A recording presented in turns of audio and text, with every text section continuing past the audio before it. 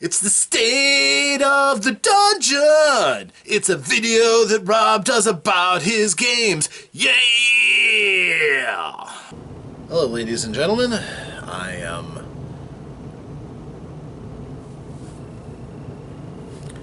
Rob for this.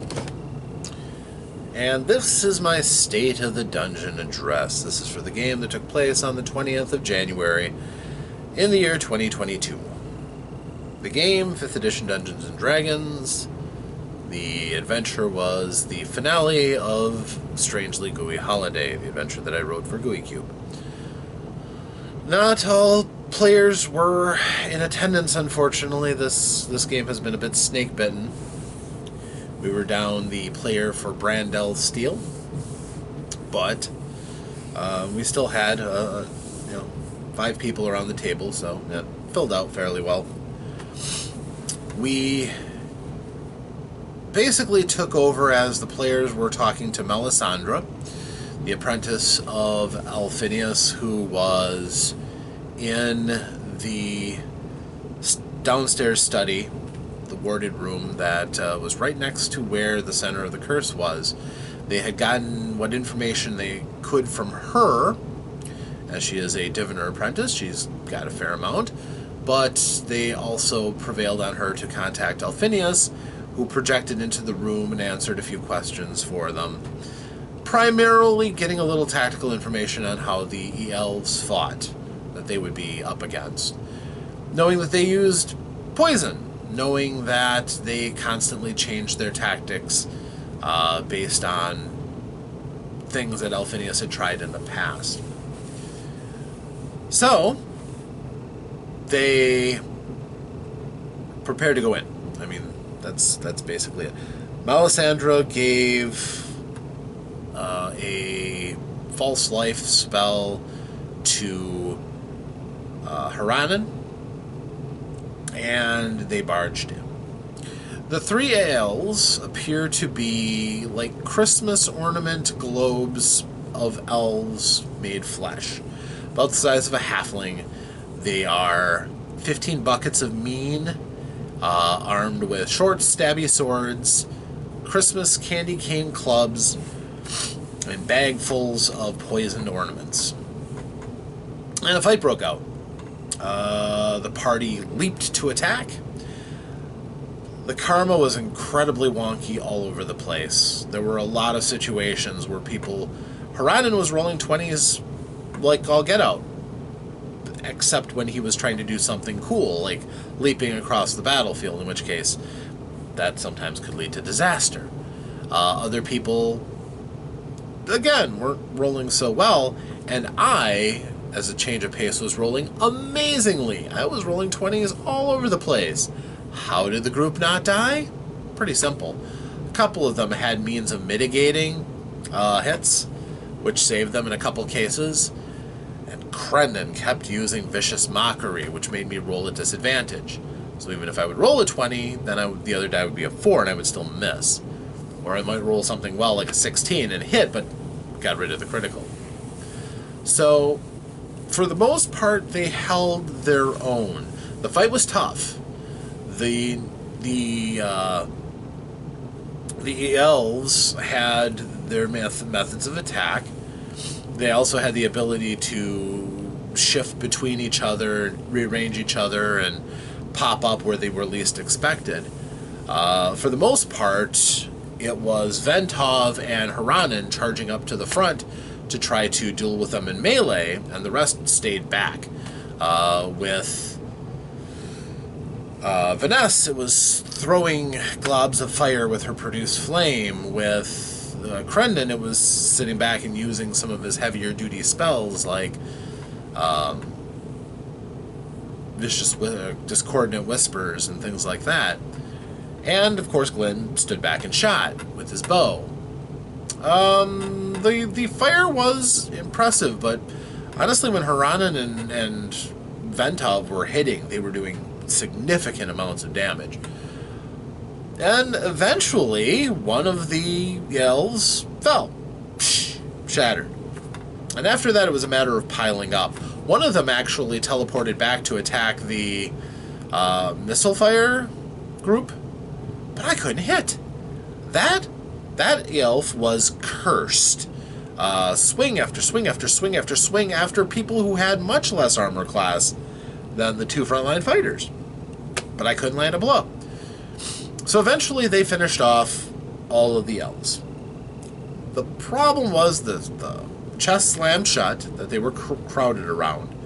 And then it opened, and a huge conglomerate abomination of the three elves came out of the chest and started attacking. And they were even stronger than they had been before. It was a tense fight. Ventov got knocked out by just getting walloped with a club shot. All of them, I think, to some extent, got banged up. Crendon got knocked out from poison. Vanessa was just keeping people up and alive.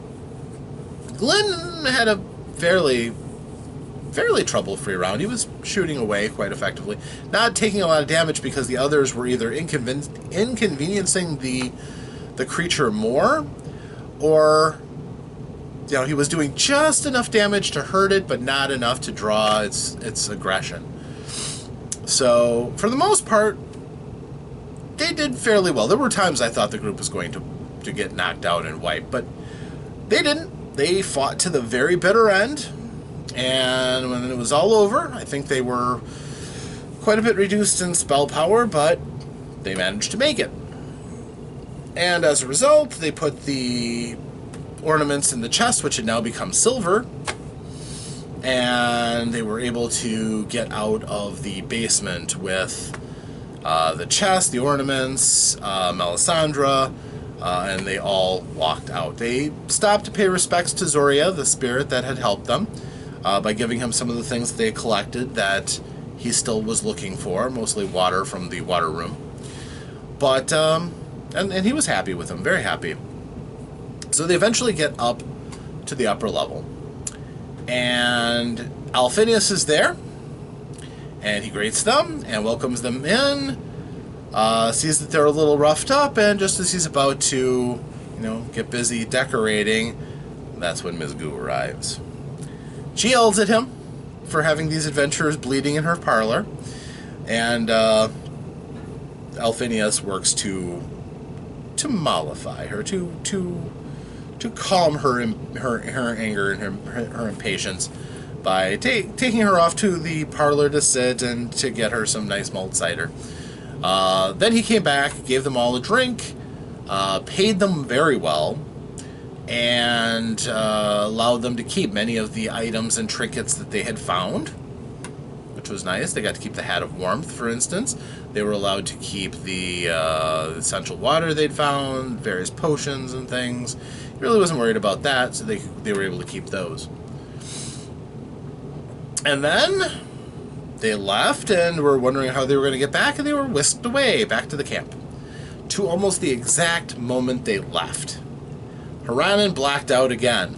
The rest of them were crouched around, ready for danger, expecting something in the direction of the air where Vezi had first said, "They're here." Yeah. Well, eventually Borak took control of the situation. Told everybody to relight the fires. And they did. That seemed to beat back some of the fear. But Haranen, Mother Salvenza, and Vezi were all out. Vezi was basically catatonic, just staring at that one place. Even if they moved her, her head still turned to that spot where she was staring. Mother Salvenza, even healing magics didn't rouse her. Haranen appeared to be in the grip of some waking nightmare, but his eyes were firmly shut. They got carried to Brother Anton's tent. Everybody was very worried, very nervous. Obviously, Mother Salvenza's the heart of the troop. Haranen obviously struck low without a blow. Vezi, of course, cute little waif that she is. It's tragic.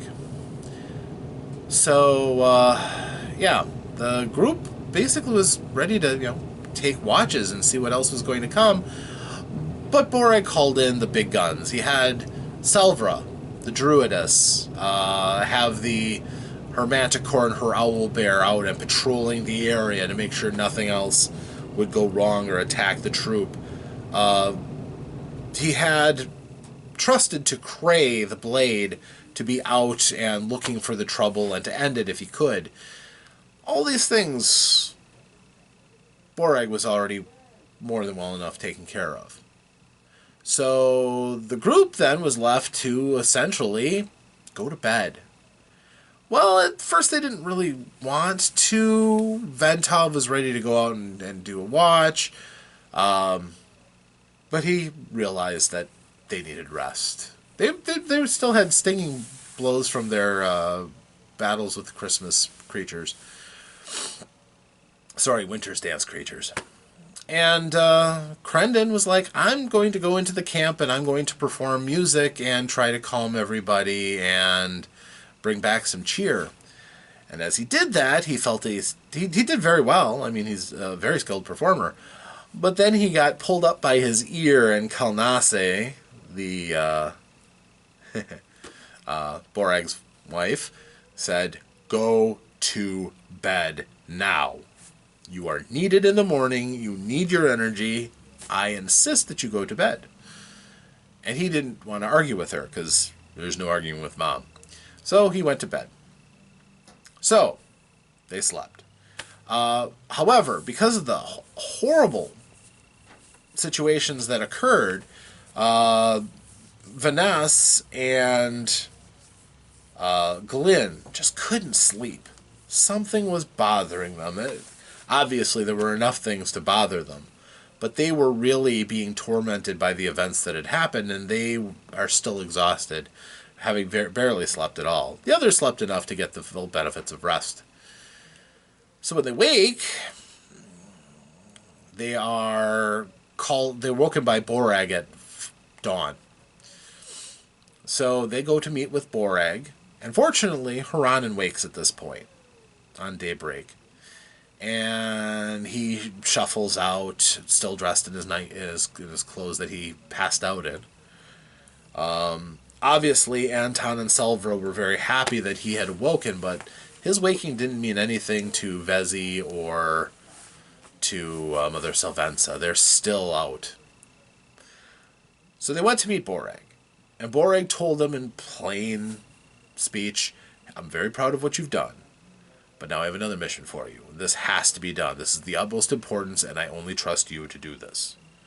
He gave them his ring, the Bananan ring. It's something that the Bravda of each troop has one of these rings.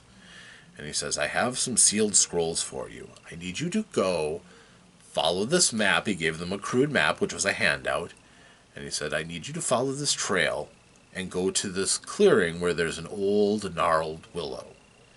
You need to go to the willow. You have to present this ring to a symbol of Jinx that you'll see and use the command word." He taught them the command word. I'm not going to say it here because he doesn't trust you necessarily. He only trusts his Zatis. So he gave them the command word. And once that happened, the veils of illusion would break, and they would be able to retrieve messages for the troop. And they were to take the messages that they were given and put them into the tree, and then withdraw, and the veil would close back up. So, that's their mission. What's in the messages?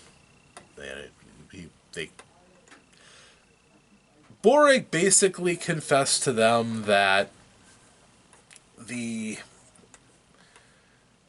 different troops have the means to communicate with each other. And this is one way that they can do it. So he is sending them off basically to deliver a message for him. He wasn't going to tell them what was in it, just that it happened. So they accepted the mission. Got a few things. For instance, now Haranen has something better than leather armor. He actually went and put on his chainmail. But all in all, the troop is there. The party is loaded up and ready to go. Except, of course, Brandel will be coming later. She was too busy reading a book. So they take off. They follow the path. And for this stretch, there are a series of encounters, one after the other. So the first thing, as they were going along the path, they met up with some very nasty little creatures that are basically pose as dead twigs and branches. And these bramble creatures jumped out at the group. Now, they were spotted before they were attacked, and the party was warned. But enough people saw them that they were able to defend themselves fairly well. Their creatures weren't incredibly tough, but their attacks were painful. And several of members of the party got viciously clawed by these creatures. But they were able to defeat them, and 2 were killed outright. 1 tried running away and was taken down by a hail of missile fire from the party. They did what they could, but they had a mission to continue on, so they pressed on. And eventually they were going along, and after rounding a bend, they saw a hand, a skeletal hand, that had been nailed to a tree with a ring on the hand. It drew their attention. But fortunately not so much that I believe it was Crendon who was paying just enough attention. He turned and saw that there were a small band of skeletons that were attacking them. They were charging to attack even while they were investigating. And there were 6 of them. So the party turned around and started attacking. Now, the party is armed, but it turns out most of their weapons are bows, swords, and the like. Skeletons are kind of nasty because, well, they can be hurt with anything. Bludgeoning weapons really do a number on them. Symbolically, one of the reasons why, clerics have blunt weapons all the time. Because it's a type of common undead that they fight against. And the party did fairly well. Vinas kept flinging fire until it was proven that blunt weapons actually did more damage. Crendon actually did more damage with the butt of his wakizashi he slugged one with than had he tried to use the business end on it. And they eventually got the point of that, to the point where Crendon actually defeated the last one by shoulder tackling it and shattering it. So they're fairly brittle. And they triumphed, of course. Took a little damage here and there, but nothing too catastrophic. But as they were looking on, they looked for loot. They found that the skeletons had kind of junk weapons, nothing that they really got too excited about. But Ventov looked at the ring. Crendon took a look at it and said it probably had something to do with dealing with fire. And Ventov put it on. And he now has a ring of... Seems like it's a ring of fire resistance. So the party has some details that they've got now. Ventov also has the Bonduran ring from Borag. So he's armed with a pair of rings now. But the party is just starting on their next step of their journey, the foulest of spirits. So this is just scratching the surface, and if Brandel's players out there, don't feel like you missed too much. Again, the foulest of spirits lies ahead of you, and there's going to be plenty to look at. But as a warning, there's a ton of handouts, so you will be enchanted by all of the art that's going to go into this one and draw you into the story and have fun with it. So that's certainly my hope and my intention. But that is the story of the night, of what took place. So hopefully you enjoyed that, and we'll continue to pay attention to the events as they play out every other week. Until that next time, though, my friends, farewell.